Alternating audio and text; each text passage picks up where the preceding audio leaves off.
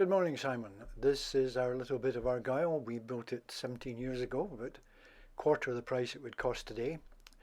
It was the first house to be constantly occupied on the hillside, although there are others now. It's a quite little residential part of Argyll. However, our only neighbour at the time was this house. Corrie House was owned by a fellow from London. Didn't come up too often, and eventually sold it to a Mr. and Mrs. Adamson, who decided to turn it into a bed and breakfast with our total agreement.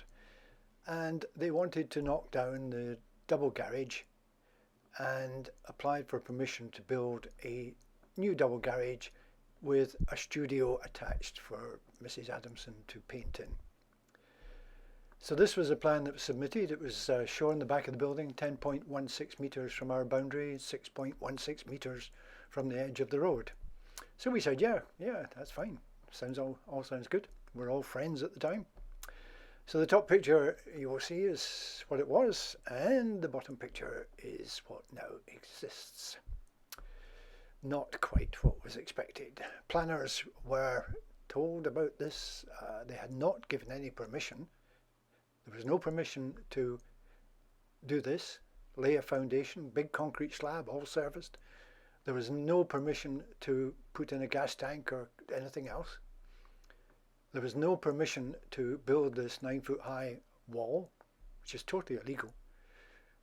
There was no permission to excavate about 500 tons of rock, which is what happened. This is a commercial building, by the way. This is not a little extension to a house. The footprint of this building is bigger than the actual main house itself.